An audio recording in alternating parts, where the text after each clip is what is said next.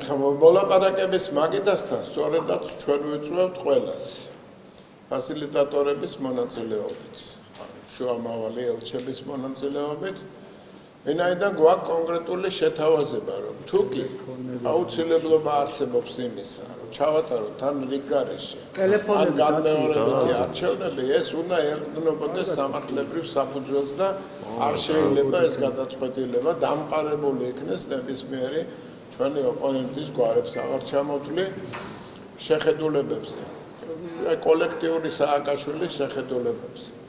აქედან გამომდინარე წინადადება, რომელიც არის მიუღებელი, დასაბუთების გარეშე არის მიუღებელი ოპოზიციისთვის, არის დასაბუთების გარეშე. ვინაიდან ვერანაირ ოკს, ვერანაირ ხელმოწერას, ვერანაირ ბიულეტენებს 100,000-ობით ვერ გააუქმებ და ვერ შეცვლი და ვერ გააკეთებ ახალს. ასე რომ ამ თემასთან დაკავშირებით შეთავაზება მოლაპარაკებისას სწორედ ეს არის. გაცგვესმის ოპონენტებიდან ეს არ არის მოლაპარაკების შეთავაზება, ეს არის ულტიმატუმი, რომ თქვენ წადით, ვინაიდან ჩვენ არ მოგწონს შედეგები, არ მოგწონს მილიონზე მეტი ადამიანის დამოკიდებულება შექმნილ პოლიტიკურ ვითარებასთან და უნდა მოხდეს ისე, როგორც კოლექტიურ სააკაშვილს სურს და არ ვერ მოხდება ესე, იმიტომ რომ ეს სახელმწიფოა და საკმაოდ მძლავრი ინსტიტუტები. ჩვენ იგივე შინაარსის განცხადებები ბატონოს გიორგი მოვისმინეთ მოწოდებები საქართველოს საერთაშორისო პარტნიორებს. ანუ აღარ უნდა ხე, რაც მითხარით მიპასუხეთ. არა, ისინიც ამბობენ, იპიპ ამბობს მაგალითად, რომ ვადამდელი არჩევნების საჭიროება არის, რომ აი ამ მდგომარეობის დეესკალაცია მოხდესო და ყველა უნდა იყოს მათ შორის ხელისუფლება არის ადრესატი ბატონო. ანუ ეხლა გასაგებია იპიპის თავის მოსაზრება აქვს ამ საკითხთან დაკავშირებით, ჩვენი მოსაზრება გვაქვს. ამ საკითხთან დაკავშირებით ყველაზე ადვილი რასაკვირველია იპიპისთვის, ევროკავშირისთვის, ევროკავშირის გარკვეული აი ამ სოფლის ჩვენთვის, ხალხისთვისაც იქნება გავაკეთოთ ისე, როგორც ვთავაზობთ ყველას. მათ შორის იმ პარტიას, რომელსაც ამის გაკეთება არ უნდა. ხა ჭირვეული ბავშვს უნდა დაუჯერო თუ არ დაუჯერო, ეგ იპიპის გადასაწყვეტი თემაა, მაგრამ რეალურად თავის კონკრეტულ ნაცმოძრაობის ქოლგა პარტიაზეა საუბარი. მაგრამ რეალურად აბა სხვა რა უნდა როგორ უნდა მოვიქცეთ. თქვენ იცით კი რაღაც გეკნებათ რაღაც ლიტვას პარლამენტის წარმომადგენელი ჩამოდის დღეს საქართველოში და ის ამბობს, რომ ჩვენ დავსხდებით როგორც ერთ მხარესთან, ისე მეორე მხარესთან და ვეცდებით, რომ გამოსავალი ვიპოვნოთ, უნდა იცოდეს საქართველოს, რომ ადამიანების ციხეში გაშვებით გამოსავალს ვერ ვიპოვნითო და ლიტვას მაგალითი უნდა გადაიღო, როცა სტრატეგიული ამოცანა, ანუ ევროკავშირში წევრობა და ასე შემდეგ. ხო, დიდი იმედი მაქვს, ლიტვას წარმომადგენლები აგვიხსნიან, როგორ იმოქმედებენ იმ შემთხვევაში, თუ კი ან როგორი პოზიცია აქვთ იმ კონგრესმენის დაკავებასთან დაკავშირებით, ან პასუხისგებაში მიცემასთან დაკავშირებით, რომელიც კაპიტულიუმში საკმარისია. შეხვედრაში ორგანიზებაში დაადანაშაულეს და ან შიდა ტერორიზმს აუყენებენ ბრალად, ან ხულიგნობას. იქნება მათ გვითხრან მართლაც რაღაც საინტერესო წინააღმდეგობა. ირაკლი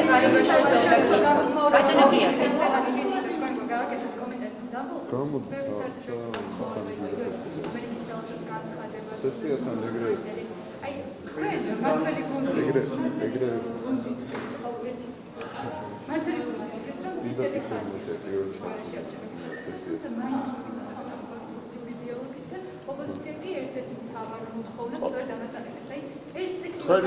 ერთი და იგივე შეკითხვას მისვამთ სხვადასხვა რგოლი და ახალგაზრდამ შემახსენა კიდევაც.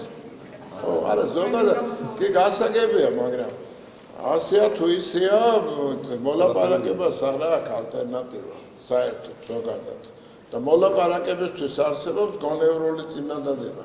ის მოლაპარაკება არ არის, რომ ეუბნები, რომ მეცით არ მომწონს, რა შედეგიც მივიღე, არ მაინტერესებს არავის დასკვნა, საერთაშორისო დამოკიდებულება, თქვენ უნდა წახვიდეთ. ეხლა მეუბნებით, რომ თუ კი საერთაშორისო არ გაითვალისწინეს და საერთაშორისო რაღაც წარმომადგენლებმა ზოგიერთმა თქვას, რომ იცით რა, არ ითვალისწინებენ ჩვენს წინადადებას და მოდით რა, მაშინ გაუჯეროთ რა ამ ხალხს ეს არის ჩვენი საზოგადოების შეურაცხყოფა ფაქტიურად და ამაზე წასვლა ძალიან ირაკლი ღარიბაშვილზე უნდა არც არის საჭირო, არც თქვენთვის არ არის საჭირო მაინც და მაინც. ბატონო გიორგი, ირაკლი ღარიბაშვილზე გეკითხებით და ჩემი კითხვები არ გესმით?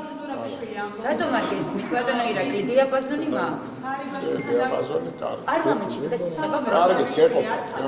ბატონო სალომე ზურაბიშვილი აცხადებს, რომ მე ველოდები, რომ ახალი პრემიერ-მინისტრი ისე განავითარებს მოვლენებს, რომ ამ ქვეყანაში ვინმე პოლიტიკური ინტერესები უფრო მაღლა არ დააყენოს, ვიდრე სამართალი და არ იქნას დარღვეული ის ფუნდამენტური პრინციპები, რასაც სამართლიანობა და დემოკრატიული ინსტიტუტების გაძლიერება ჰქვია. ნიშნავს თუ არა ეს იმას, რომ სალომე ზურაბიშვილი პირდაპირ მოუწოდებს პრემიერ-მინისტრს, რომ დააკავას ნიკა მელია და მოხდეს ნიკა მელიას ნიკა მელიას დაკავებას სალომე ზურაბიშვილი არ მოუწოდებს. სალომე ზურაბიშვილი ნიკა მელიას დაკავებას მოუწოდებს სასამართლო. აი ეს არის განსხვავება. ყველას ვისაც არ უნდა გკითხონ, თუნდაც იმ ადვოკატებს, რომლებიც იმ პერიოდში, როცა თქვენები მართავდნენ ამ ქვეყანას, იყვნენ პროკურორები და საკმაოდ სერიოზული დამოკიდებულება ჰქონდათ იმ ადამიანებთან, თუნდაც უდანაშაულოებთან, ვინც მათ ულტიმატუმებს არ ეთანხმებოდა. და ისე ამოქოლოდნენ ციხეში და ისე გაანადგურებდნენ ჯანმრთელობას, სიცოცხლეს, წაართმევდნენ ქონებას, რომ არავინ არ დაკიდებდა არაფერს და დღეს აგერ პოლიტიკურ განცხადებებს აკეთებენ. ასე რომ მათ კითხეთ, რას გულისხმობენ იმაში, როცა პოლიტიკურად მოტივირებულს უწოდებენ სასამართლოს გადაწყვეტილებას, რომელსაც დაუდეს მოცემულობა და სხვა შანსი არ დაუტოვეს, თუ არა ეთქვა, რომ მაშინ უნდა შეიცვალოს აკვეთი ღონისძიება. ეს არის მთავარი. გააჩნია კითხვას როგორ სო, გააჩნია როგორ რაკურსით განიხილავ თემას. სამწუხაროდ არის მედია, რომელიც ფიქრობს, რომ ხალხშია ეს კითხვები და პასუხი უნდა გაეცეს. ამაზე გაგეცით პასუხი. ეხლა ის რომ სალომე ზურაბიშვილი მოითხოვს, რომ სასამართლოს გადაწყვეტილება იქნეს შესრულებული ამ ფორმით. ამაში გასაკვირი არაფერი არ არის. პრეზიდენტმა უნდა მოითხოვოს კანონის დაცვა. ეხლა რა გადაწყვეტილება, ანუ გეუბნებით. რა გადაწყვეტილებას მიიღებს, თქვათ, აღმასრულებელი სტრუქტურა, რომ ეს კანონი აღსრულდეს. ამას დავინახავთ უახლოეს პერიოდში. შტურმი? არ ვიცი, არ ვიცი, შტურმი ცოტა ისეთ სიტყვა, რომელიც აი ვითარების გადაძაბვის წინაპირობას ქმნის. ნახოთ რა პროცესი მიმდინარეობს, ლაპარაკობთ, განვიხილავთ, მე პირადად არ მომწონს ეს იდეა, რომელიც თქვათ, უნდა ხელი შეუწყოს ან საფუძველი შეუქმნას უკანონობის დამკვიდრებას ქვეყანაში. დიდი ხარია, ხო? ვიცი.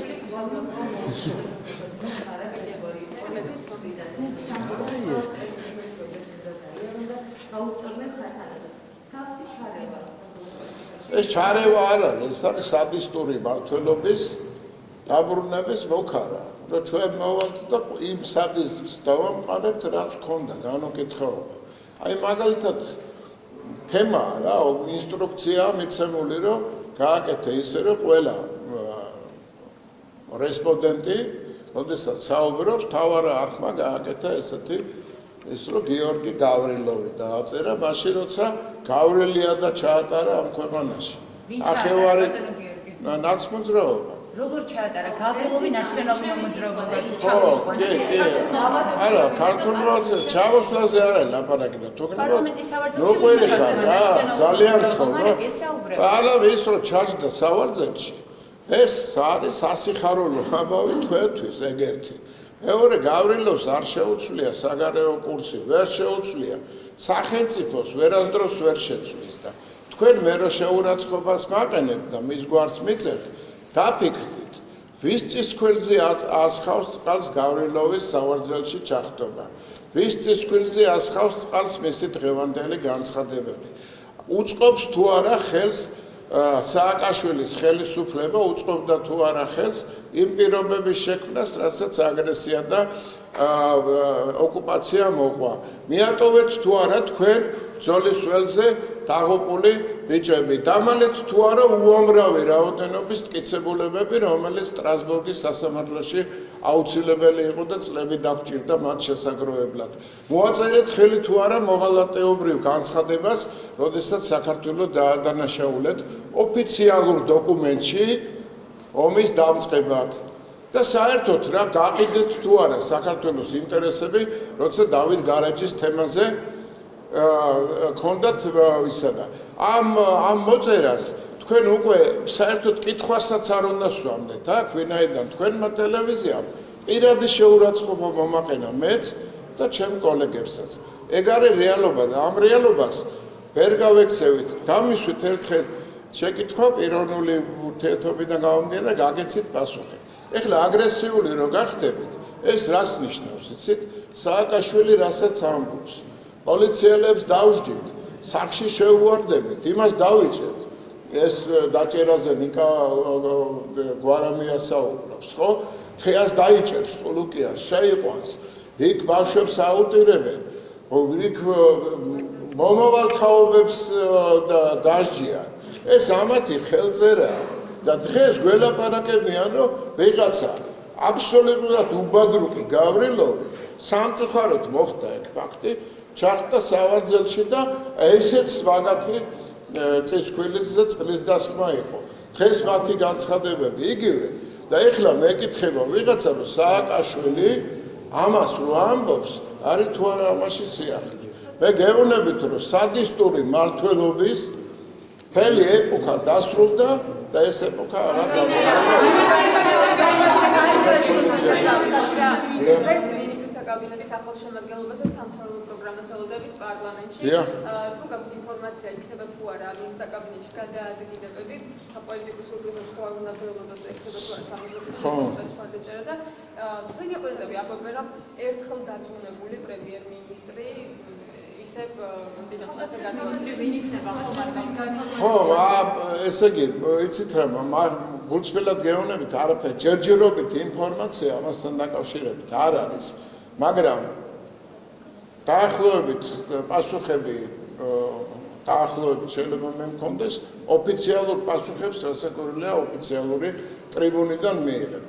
ცვლილებები სამთავრობის შემადგენლობაში არ არის ცნობილი, ჩემთვის არ არის ცნობილი, ვინ განიხილება დღესდღეობით თავდაცვის მინისტრის პოსტზე, რაც შეეხება თავად ხარიბაშვილს, კი იყო ის პერიოდი, როცა გადადგა, მაგრამ ის მასშტაბი რეფორმებისა, რომელიც მან ჩაატარა, ის რომ მის სახელს უკავშირდება ევროპასთან ასოცირება, თავისუფალი სავიზო მიმოსვლა, სამხედრო თავდაცვის სისტემაში უშველებელი რეფორმები, რომელმაც ჯარი შექმნა და ჩამოაყალიბა საბოლოოდ, მე მგონი რომ იძლევა საფუძველს იმისათვის, რომ მას ხარი დაუჭიროს 76-11-მა.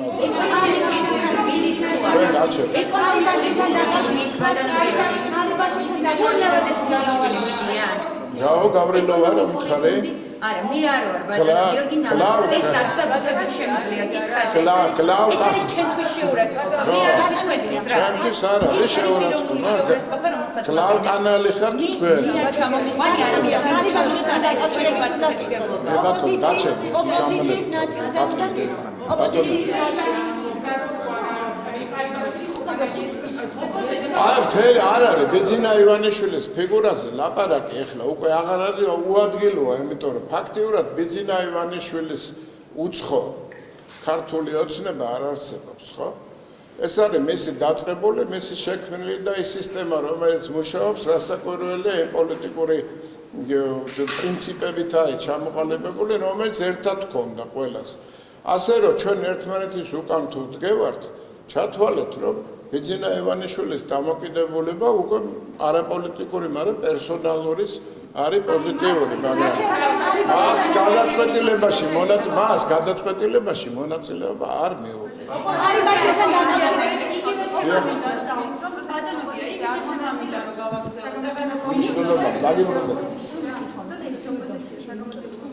ხო.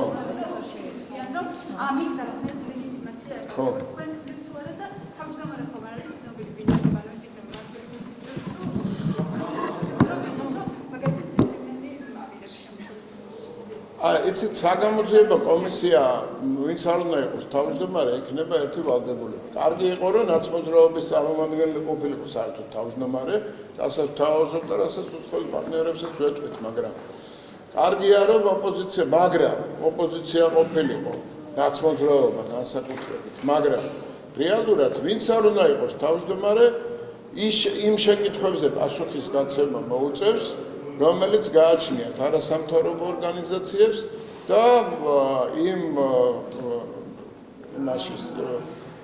განცხადებებში და შემდგომ განცხადებებში და იმ საპროტესტო თქვათ განცხადებებში და შენიშვნებში იყო, რომელიც არჩევნების დღეებში იყო მიღებული. არა, თამარ ჟვანიასთან დაკავშირებით არასწორი ინფორმაცია ვრცელდება, არსად არ გადამდგება. ოპოზიცია აცხადებს, რომ ამ გადაწყვეტილებით ქართულ ოცნებას პროცესები მიყავს რადიკალიზმისკენ. რას უპასუხებთ ოპოზიციას რეალურად? ახლა საერთოდ, როდესაც დაპირისპირების ეს ხარისხი არ მინდა ზედმეტი სიმწვავის განცხადებები გავაკეთო, მაგრამ ფაქტია, რომ გამწვავებისკენ მას მიყავს, ვინც კონსტრუქციულ წინადადებას არ თახვდება, ხო? შევიკრიბოთ, დავждეთ, განვიხილოთ, ამოვიღოთ საბუთები, ამოვიღოთ ოქმები, ამოვიღოთ ბიულეტენებით, სადაც საჭიროა გადავითვალოთ, შევაფასოთ, ვიდეო თვალი ვნახოთ და თუ კი მოხდება ისე, რომ რაღაცა მიგვანიშნებს, რომ 1%-ზე მეტი მაინც არის თავრობის ან სახელმწიფო გუნდისკენ გადახრილი ეს არჩევნების შედეგები, ჩავატაროთ რიგგარეშე ან გადაურებით არჩევნები. ამაზე მეტი კონსტრუქციულობა ამ შემთხვევაში დღევანდელ ეტაპზე ვერ წარმომიდგენია. ხო, არ ვიცი, მაგ თემასთან დაკავშირებით ვიტყვი, რომ უმძიმესი მდგომარეობა მსოფლიოში და ძალიან მძიმე მდგომარეობა საქართველოში უმუშევრობასთან დაკავშირებით. მაგრამ მე მახსენდება კრიზისული პერიოდები, როდესაც ნულოვანი იყო იმ ძირითადი პუნქტების დახმარება, ანუ სახელმწიფოს ბიუჯეტის დახმარება ადამიანებისათვის, რომლებიც ჩავარდნენ ასევე მძიმე მდგომარეობაში კრიზისის შემდეგ, რაც ომს და ოკუპაციას მოყვა. ასე რომ გააჩნია შეკითხვას ვინ სვამს, გააჩნია რა კუთხით სვავთ. ამასაც აქვს საზოგადოებისთვის მნიშვნელობა. რაც შეიძლება უფრო ძლიერი სოციალური პაკეტი. მაგალითისათვის ვიტყვი მხოლოდ ერთ მაგალითს, როდესაც თქვათ სიმსივნით დაავადებული მკურნალობისათვის 15,000 ლარი იყო ლიმიტი, ახლა 23,000-ია. აი ეგეთი თემები, აი ესეთი სოციალური პაკეტების გაძლიერება გასაკვირველია, გარკვეულწილად უნდა დააბალანსოს ის პრობლემა, რაც პანდემიამ შეექმნა ეკონომიკას.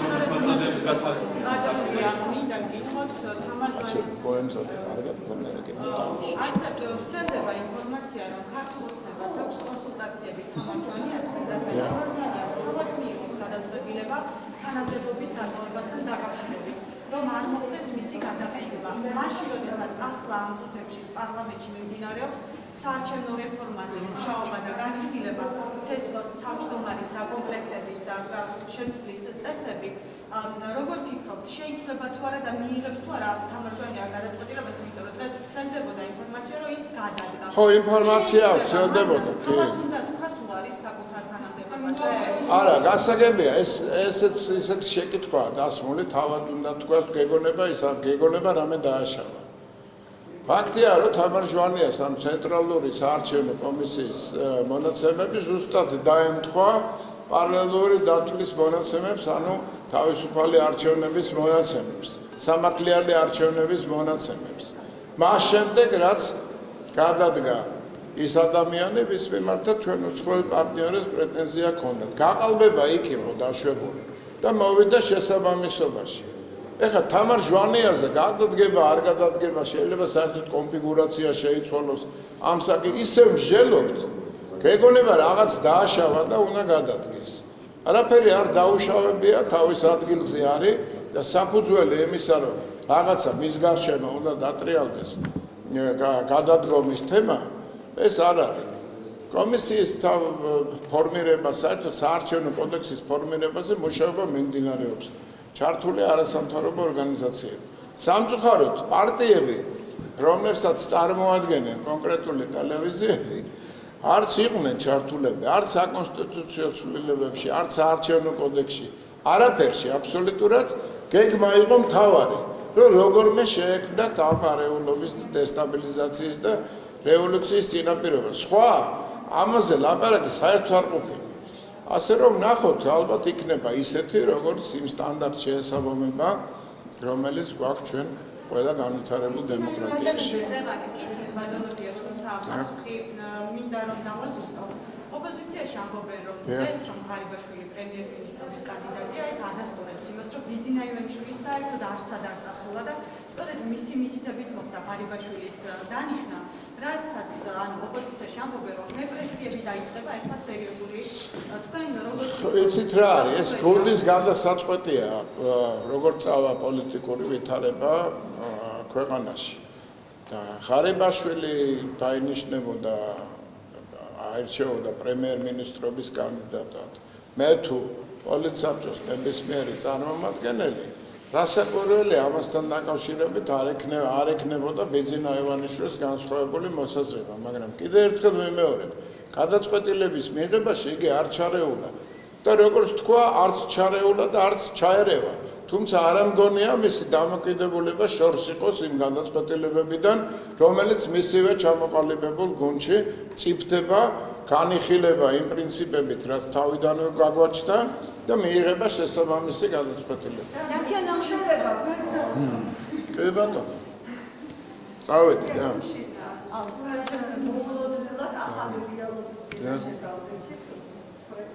ხო.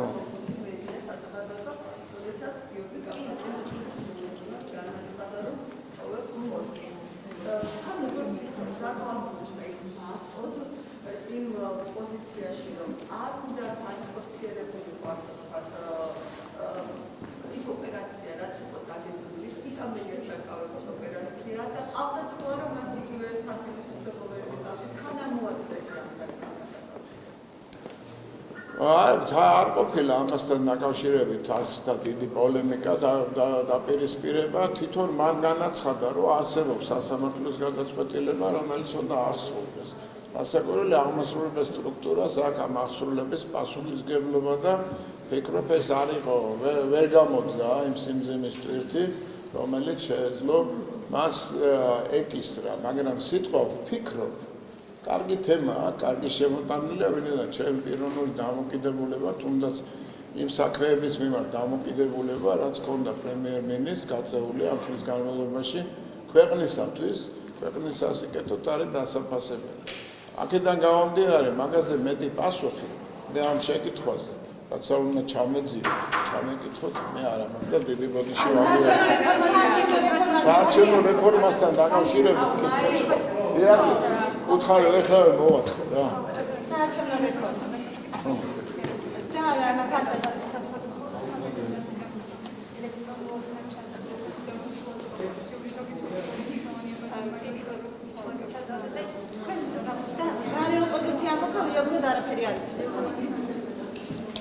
იცით რა არის, გარე ოპოზიცია პრაქტიკულად ჩამოყალიბდა ერთი გუნდი რა, რომელსაც მართავს სააკაშვილი. ხან საცივში ჩააყოფინეს თავი, ხან MS ფაქტორზე ელსაუბრენ, რომელიც პრაქტიკულად ყველა საკითხს წყვეტს. და ყველა არის მარიონეტული დამოკიდებულებაში ამ კონკრეტულ ფაქტორთან, როგორც ამას მთავარ არქში ნიკა გვარამია მოწოდა და აჩვენა კიდევ დემონსტრირება მოახდინა. იმაზე მეც, რასაც ამბობს მოცემული ფაქტი, მე ვერ ვიტყვი, არის ნაციონალური მოძრაობის პოზიცია ამ საკითხთან დაკავშირებით. რომ არაფერი არ კეთდება და არც არჩევნები ჩატარებულა, რევოლუცია არის ერთადერთი გზა და რეფორმები საარჩევნო სისტემაში არ ხდება. ეს არ არის მართალი თვითონაც იციან, მაგრამ ესეთი ეგეთია მათი პოლიტიკური კრედო და სხვანაირად არ შეუძლიათ. ნაციონალურ მრავალობასთან დაკავშირებით მითხოთ, განცხადება გააკეთეს ასეთი, რომ საქართველოს მოუწოდებთ არ იფიქროს იმ შენობის შტურმზე, სადაც ადამიანები ნორმალურ ქვეყანაში ცხოვრების შანსს ფიზიკურად იცავენ.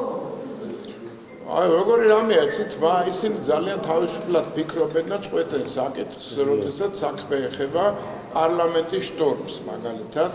და მელია კადრებში ჩანს, რომ ლიდერია. სასამართლომ უნდა გადაწყვიტოს, რამდენად ლიდერი იყო და საერთოდ რა დონის დანაშაული მიუძღვის. მე არა ვარ მოსამართლე.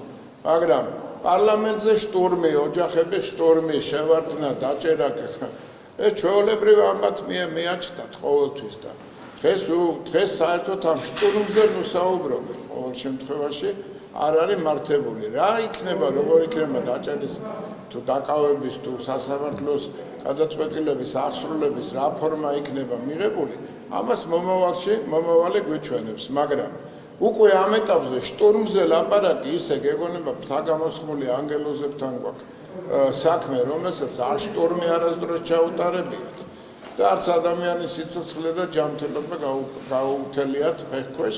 ეს არის უზნეობა და ეს არის ეს კოლექტიური სააკაშვილიზმით დაავადების ერთ-ერთი მთავარი სიმპტომი.